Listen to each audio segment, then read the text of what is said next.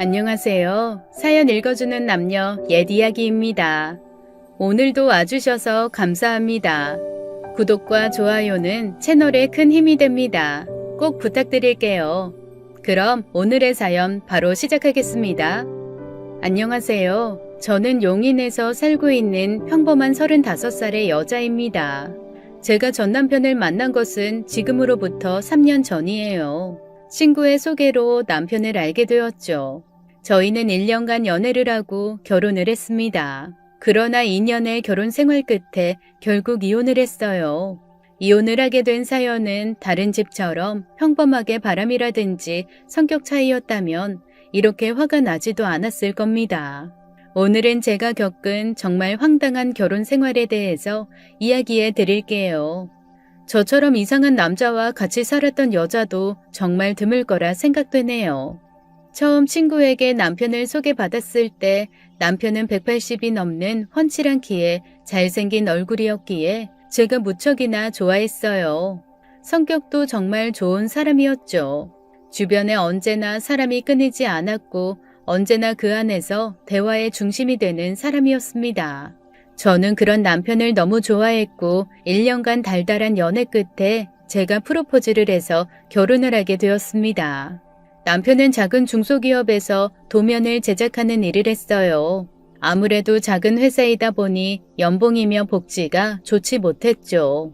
결혼 당시에 모아둔 돈이 하나도 없었지만 눈에 콩깍지가 낀 저는 그런 건 아무 상관없었어요. 당연히 친정 부모님께서는 그런 남편을 못마땅해 하셨지만 결국 제 성화에 못 이겨 결혼을 허락해 주셨습니다. 제가 결혼할 때 남편이 워낙 돈이 없으니 집이며 결혼 비용이며 모두 저희 부모님께서 해주셨어요.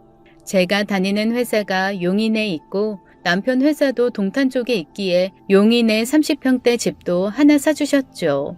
남편이 출퇴근할 때 편하라고 결혼 당시 차도 한 대 뽑아주셨습니다. 그런데 그 집과 차에서 남편이 한 행동은 정말 배신을 넘어서 인간 같지도 않았네요. 지금도 그 생각을 하니 또 화가 납니다. 하여튼 남편은 친구가 굉장히 많았어요. 중학교 동창, 고등학교 동창, 대학교 동창에 취미 모임에서 만난 친구들, 그리고 직장 생활 전에 알바하면서 만난 친구들까지 제가 볼 때 100명도 넘는 것 같습니다. 그중 여자들도 꽤나 많았죠. 이런 제가 처음 결혼을 결심했을 때 주변에 먼저 결혼한 친한 언니들은 제게 걱정 어린 충고를 많이 해주셨어요. 친구가 많으면 결혼 생활 중 남편이 친구들에게 시간을 할애하는 게 많아지고 가정에 결국 소홀해진다고 했죠. 하지만 그때는 그런 언니들의 말이 귀에 들어오지 않았습니다. 저는 언니들에게 언니, 잘생기면 얼굴값 하는 거고 못생기면 꼴값 하는 거야. 기왕이면 잘생기고 친구 많은 성격 좋은 사람이랑 결혼하는 게 좋지. 라고 했습니다. 그렇게 저는 주변 사람들의 반대 의견에도 불구하고 결혼을 밀어붙였어요. 결혼할 때는 정말 행복했습니다. 무언가 제가 남편과 연락하던 여자들을 모두 이긴 승리자가 된 기분이었죠. 그렇게 저도 처음엔 행복한 결혼 생활을 했습니다. 하지만 역시 먼저 결혼을 한 사람들의 조언이 맞았어요. 남편은 평일에도 일만 조금 일찍 끝나면 친구들을 만나 술을 마시고 밤늦게 들어왔고 주말에는 어찌나 그리 모임이 많은지 집에 있는 모습을 보지도 못했습니다. 인간관계가 좋은 남자가 남편으로는 마냥 좋은 게 아니라는 걸 몸으로 체험하며 깨달았죠. 그렇게 결혼하고 반년쯤 지났을 때였습니다. 어느 날 남편이 회사를 그만두고 왔다고 했어요. 평소 회사 생활을 너무 힘들어했고 주는 돈에 비해 퇴근도 너무 늦게 하는 남편이었지만 저와 한마디 상의도 없이 일을 그만둔 남편에게 한 소리를 했죠. 하지만 남편은 제 말은 한 귀로 듣고 한 귀로 흘려버리곤 저에게 작은 사업을 해보고 싶다고 했어요. 캠핑 장비를 중고로 사들여서 다시 중고로 팔고 대여도 해주는 사업을 하고 싶다고 했죠. 남편의 친구가 다른 지역에서 비슷한 사업을 하는데 돈을 많이 벌어 집도 사고 건물도 샀다고 하더라고요. 저는 그 당시 남편의 하는 말은 모두 믿어주었고 실제로 괜찮아 보이는 사업이었기에 한번 해보자고 했습니다. 사업에 필요한 자금은 현재 제가 가지고 있는 아파트에서 담보대출을 받아 융통하기로 했죠. 그날 이후 남편은 좋은 가게 자리를 찾으며 시장 조사를 하기 위해 매일 아침 집을 나가고 밤늦게 돌아왔습니다. 한두 달 정도를 그렇게 전국을 돌아다니면서 시장 조사를 하더라고요. 몇 번은 지방 쪽 상권 분석을 위해 2박 3일로 자고 올라오는 적도 있었습니다.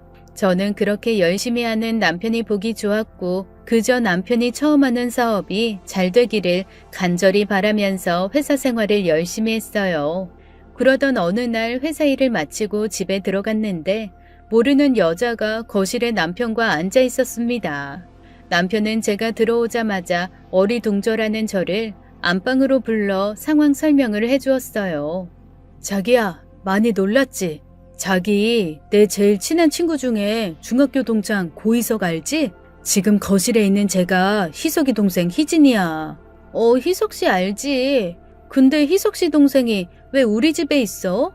아, 그게 희진이가 이번에 이혼을 한다고 집을 나와버렸는데 갈 곳이 없다고 해서 희석이가 하도 부탁을 해서 잠시만 우리 집에서 잠만 재워주기로 했어.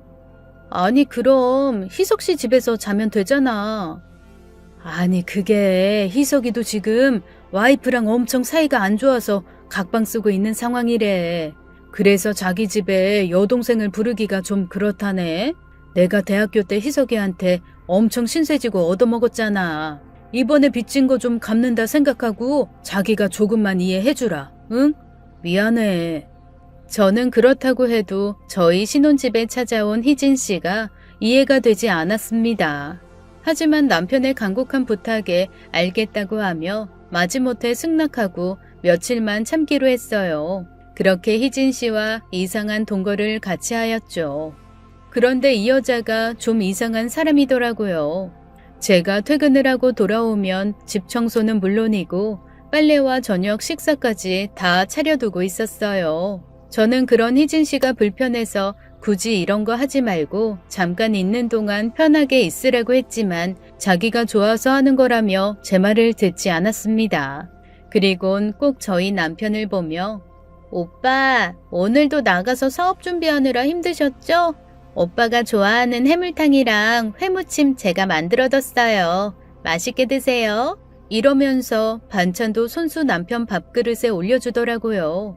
처음에는 집 청소며 저녁까지 차려주는 걸 보고 고마운 마음이 들었지만 남편에게 다정히 하는 행동을 보면 마음이 굉장히 불쾌했습니다. 한 번은 남편과 제가 집에 있는데 희진 씨가 거실에 있는 욕실에서 샤워를 하고 나왔어요. 욕실 안에서 물기를 다 말리고 옷을 입고 나오면 되는데 희진 씨는 작은 수건으로 가슴과 중요 부위만 살짝 가리고 나와서 자기 방으로 걸어 들어가더라고요. 당연히 뒤는 다 벗은 모습이었고 엉덩이도 훤히 보였죠. 이걸 남편도 다 보았고요. 저는 너무 놀랍고 기분이 나빠 당장 남편을 안방으로 불러서 따졌습니다. 여보, 제 정신이 좀 이상한 애야? 아니, 그게 무슨 소리야? 미치지 않고서 어떻게 자기도 있는데 저렇게 다 벗고 나와서 자기 방으로 들어가는데 자기도 방금 봤잖아. 아, 희진이가 좀 개방적인 애여서 그런 거 크게 신경 안 쓰는 것 같아. 제가 프랑스에서 몇 년 살다 왔거든. 기분 나쁘면 내가 잘 이야기해둘게. 아니, 됐어. 그냥 내가 말해둘게. 저는 바로 그녀의 방으로 갔습니다. 노크를 하고 들어가니 그녀가 침대에 누워 있었어요. 저 희진 씨, 방금 다 벗고 욕실에서 나오셨잖아요. 집에 승준 오빠도 있는데 좀 조심해 줄 수 없어요? 혼자 사시는 거 아니잖아요. 아, 언니, 미안해요. 제가 그런 거 크게 신경 쓰면서 사는 스타일이 아니어서 실수했어요. 언니, 다음부터 조심할게요. 기분 푸세요. 저는 웃으면서 연신 저에게 미안하다고 하는 희진 씨를 더 이상 뭐라고 할 수 없기에 다음부터 조심해달라는 말만 남기고 그녀의 방을 뒤돌아 나왔습니다. 희진 씨가 있는 방에는 문 옆에 작은 거울이 있었는데 저는 뒤돌아 나오면서 저를 무섭게 노려보는 희진 씨 얼굴을 거울을 통해 볼 수 있었어요. 그러곤 프랑스어로 꼬나 뭐라고 어쩌고 그러더라고요. 제가 바로 무슨 말이냐고 물어보니 언니 예쁘다는 뜻이에요 라고 하면서 다시 웃으며 말하는데 저는 저 여자애가 보통이 아닌 사람이란 걸 깨닫고 남편에게 하루라도 빨리 그녀를 내보내라고 했습니다. 저는 방으로 들어와 방금 희진 씨가 말한 프랑스어를 막 이리저리 검색해 보았는데 도통 무슨 말인지 모르겠더라고요. 하여간 그날 이후에도 그 여자는 집에서 너무 야한 복장을 입고 돌아다녔어요. 그 여자는 평소에 얇은 면티를 입고 집에 있는데 안에 속옷을 입지 않고 있었습니다. 그래서 가슴이 너무 적나라하게 비쳤죠. 그런 걸 그 여자에게 지적하면 희진 씨는 자신은 브래지어가 너무 불편하고 답답해서 집에서는 원래 입고 있지 않는다고만 했습니다. 그리고 또 야한 요가복을 입고는 거실에서 요가 방송을 보며 요가를 합니다. 희진 씨는 운동이라고 하지만 여자인 제가 봐도 너무 야한 옷을 입고 요가를 하기에 보기 불편했죠. 그런데 남편은 주방 식탁 의자에 앉아서 그런 희진 씨를 힐끔힐끔 훔쳐보고 있었습니다. 저는 화가 나서 남편에게 방에 들어가서 사업 준비나 하라고 소리쳤어요. 남편이 방으로 들어가자 그녀는 하던 요가를 중단하더니 자기 방으로 들어갔습니다. 희진 씨는 방으로 가는 길에 저를 힐끔 쳐다보고 들어가는데 그 표정이 저번에 그녀 방 거울에서 봤던 그런 무서운 표정이었어요. 그리곤 또 저번에 말한 프랑스어로 꼬나 어쩌고 그러더라고요. 저도 짜증이 나서 바로 남편이 들어간 안방으로 들어가 문을 쾅 닫아버렸죠. 그리고 남편에게 따졌습니다. 쟤 언제 내보낼 건데? 쟤 좀 이상하단 말이야. 자기는 못 느껴? 집에서 저렇게 야한 옷 입고 있는 사람이 어디 있어. 자기 꼬시려고 저렇게 흘리고 다니는 거잖아. 그냥 신경 쓰지 마. 쟤가 원래 좀 야해. 그리고 희진이가 날 꼬신다고 내가 넘어가겠냐? 우리 지원이가 있는데? 멍멍이 헛소리 하지 말고 분명히 나 말했다. 이번 주 안으로 쟤 내보내. 쟤가 자기 없을 때 나 얼마나 무섭게 노려보는 줄 알아? 솔직히 나 쟤 무서워. 정신이 좀 이상한 애 같아. 자꾸 나만 보면 프랑스어로 꼬나 어쩌고 중얼거린단 말이야. 그러니까 이번 주다. 이번 주 안에 꼭 내보내. 저는 그렇게 남편에게 화를 내며 그 여자를 내보내라고 통보를 했어요. 그리고 그 일이 있은 후 며칠이 지나지 않아 정말 신기하게 제가 복권 2등이 당첨이 되었습니다. 저는 평소 취미삼아 매주 1,000원씩 복권을 사두곤 해요. 월요일에 사두면 토요일 추첨 때까지 만약 내가 복권이 된다면 무엇을 할지 행복한 상상을 하면서 지냈거든요. 세상에 그런데 1,000원짜리 한 장 산 복권이 당첨이 되었더라고요. 저는 바로 남편에게 달려가 이 사실을 알려주었어요. 남편은 소리를 지르며 뛸 듯이 기뻐했죠. 저는 그런 남편에게 옆방의 희진 씨가 듣는다며 입단속을 시켰고 2등이라 큰 금액은 아니었지만 7천만 원쯤 되는 돈이었기에 앞으로 이 돈으로 남편 사업을 해보자며 기뻐했어요. 남편도 이제는 돈 걱정하지 않으며 사업을 할 수 있겠다고 뛸 듯이 기뻐했죠. 그러곤 저에게 당첨된 복권은 자신이 보관하겠다며 저에게 복권을 달라고 했습니다. 저는 그때 복권을 가지고 있지 않아 돈을 찾으면 그때 같이 어떻게 사용할지 생각해 보자고만 했어요. 하지만 남편은 계속 어디에 복권을 뒀는지 지금 당장 찾아와서 자기에게 달라고만 했죠. 그런 모습이 조금 이상해 보였지만 그저 복권을 잃어버릴까봐 걱정하는 것으로만 생각했습니다. 저는 그런 남편에게 며칠 뒤 회사에 월차를 내서 당첨금을 수령하러 갈 테니 그때 같이 가자고만 했어요. 사실 그 복권은 인터넷으로 구매한 거라 흔히들 떠올리는 종이 영수증이 없기도 했거든요. 남편은 계속 저를 졸라댔지만 저는 희진 씨가 들을 수도 있으니 이제 그만 말하라고 하곤 씻으러 갔습니다. 그리고 그 다음 날이 되어서였어요. 저는 그날도 힘든 몸을 이끌고 퇴근을 해 집에 들어갔는데 집에서는 남편과 희진 씨가 술상을 펴고 술을 마시고 있더라고요. 그 둘은 저를 보자마자 저도 어서 술자리에 참여하라고 했죠. 저는 내키지 않은 자리였지만 남편이 저를 잡아 끌기에 어쩔 수 없이 술자리에 앉았습니다. 희진 씨는 저에게 언니, 오해하게 해서 미안해요. 제가 진짜 올해 프랑스에서 살다가 돌아와서 조금 개방적이에요. 저는 아무 뜻 없이 평소처럼 한 행동들인데 한국에서는 오해를 살 만한 행동이었네요. 미안해요, 언니. 그리고 저 언니 째려본 거 아니에요. 그냥 무표정일 때는 무서운 얼굴이라는 소리 많이 듣기도 해요. 그러니까 화 푸세요. 그리고 저 이번 주 안으로 짐 싸서 나갈게요. 아니에요, 희진 씨. 저도 희진 씨가 정신이 이상한 사람이라고 막말해서 미안했어요. 이제 서로 오해 없이 지냈으면 좋겠어요. 말 편하게 하세요, 언니. 제가 한참 어린 동생이잖아요. 그렇게 저희는 밤이 깊어가도록 이야기를 하며 술을 마셨습니다. 남편은 술을 너무 많이 마셔 피곤하다며 먼저 일어나서 안방으로 들어갔고 저도 이제 그만 마시자고 하며 자리를 일어났어요. 그런데 그런 저를 희진 씨가 붙잡았고 조금만 더 같이 마셔달라고 했죠. 저는 알겠다고 하고 다시 자리에 앉았어요. 그리고 다시 같이 술을 마시는데 희진 씨는 생글거리면서 저에게 말했습니다. 언니, 운동 안 하세요? 운동? 나 회사 일하고 퇴근하면 너무 피곤해서 운동은 잘 못해. 아, 어쩐지. 언니 그렇게 엉덩이가 퍼져서 축 처져 있으면 남자들이 안 좋아해요. 어? 아, 그래? 아, 근데 난 이미 승준 씨랑 결혼했으니 뭐.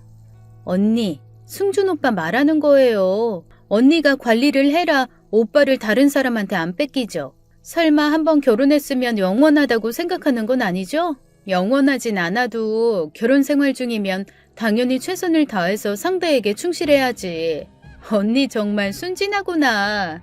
언니, 언니가 먼저 승준 오빠한테 프로포즈 했다면서요? 누구한테 들었어? 어쩐지. 언니 생긴 게 승준 오빠 스타일이 전혀 아니었거든요. 승준 오빠는 저처럼 섹시하고 세련된 스타일 좋아하는데 언니는... 저는 그 말에 기분이 상해서 계속 술을 더 마셨습니다. 그러다가 어느 순간 필름이 끊어져 정신을 잃었죠. 얼마나 시간이 지났는지 저는 목이 너무 말라 잠에서 깨어났어요. 시간은 한밤중인지 집안은 조용하고 캄캄했죠. 저를 누가 옮겨놨는지 안방 침대에 누워 있었는데 남편은 어디 갔는지 옆에 없었어요.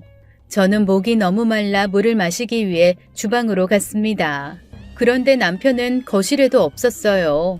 시간을 보니 그때가 새벽 3시쯤이었습니다. 저는 남편이 이 늦은 시간에 어디를 갔는지 궁금했고 남편에게 전화를 했지만 받지 않더라고요.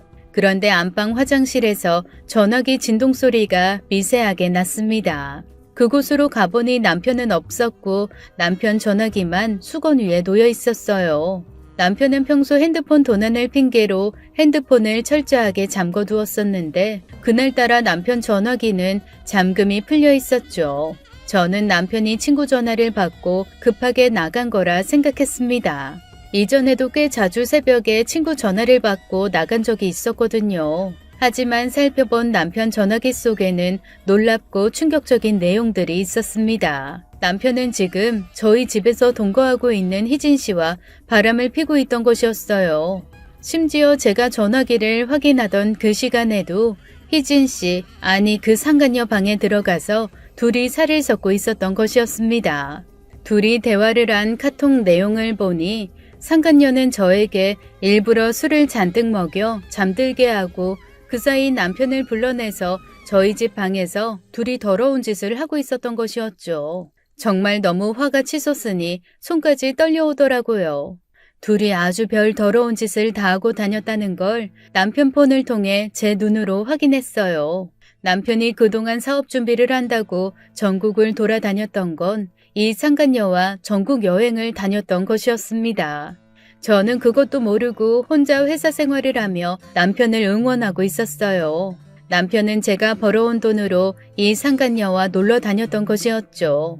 핸드폰의 사진함에는 수많은 변태적인 사진과 동영상이 한가득 있었어요. 저는 조용히 그 둘이 뒤엉켜 있을 상간녀 방으로 갔습니다. 방 안에서는 아주 희미하게 불빛이 새어나오고 있었고 문에 귀를 대고 들어보니 희미하게 신음소리가 새어나오고 있었죠. 문 손잡이를 돌려보니